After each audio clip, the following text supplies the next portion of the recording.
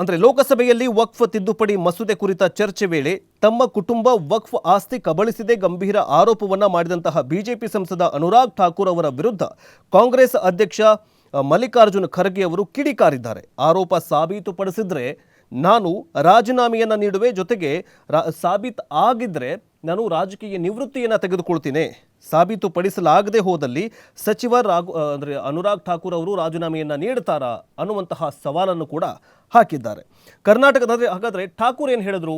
ಅನುರಾಗ್ ಠಾಕೂರ್ ಅವರು ಸಂಸದರು ಕರ್ನಾಟಕದಲ್ಲಿ ವಕ್ಫ್ ಆಸ್ತಿಯನ್ನು ಅನೇಕ ಕಾಂಗ್ರೆಸ್ಸಿಗರು ಕಬಳಿಸಿದ್ದಾರೆ. ಕರ್ನಾಟಕದಲ್ಲಿ ಭೂ ಅಕ್ರಮದಲ್ಲಿ ಕಾಂಗ್ರೆಸ್ನ ರಾಷ್ಟ್ರೀಯ ಅಧ್ಯಕ್ಷ ಮಲ್ಲಿಕಾರ್ಜುನ್ ಖರ್ಗೆ ಕೂಡ ಹೆಸರು ಕೇಳಿ ಬರ್ತಾ ಇದೆ ಅನ್ನುವಂತಹ ಆರೋಪವನ್ನು ಮಾಡಿದ್ರು ಅನುರಾಗ್ ಠಾಕೂರ್ ಅವರು.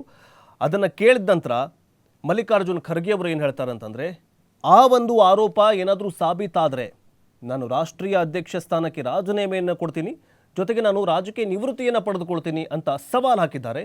ಜೊತೆಗೆ ಅದೇನಾದರೂ ಸಾಬೀತಾಗದೆ ಹೋದರೆ ಅನುರಾಗ್ ಠಾಕೂರ್ ಅವರೇ ಸಂಸತ್ ಸ್ಥಾನಕ್ಕೆ ನೀವು ರಾಜೀನಾಮೆಯನ್ನು ಕೊಡ್ತೀರಾ ಅನ್ನುವಂತಹ ಪ್ರಶ್ನೆಯನ್ನು ಮಾಡಿದ್ದಾರೆ. ಆದರೆ ಎಲ್ಲೋ ಒಂದು ಕಡೆ ಇದು ಏನಂತಂದರೆ ಕಾಂಗ್ರೆಸ್ನಲ್ಲೂ ಮತ್ತು ಬಿ ಜೆ ಪಿಯಲ್ಲೂ ದೊಡ್ಡ ವಾಕ್ಯುದ್ಧಕ್ಕೂ ಕೂಡ ಕಾರಣವಾಯಿತು.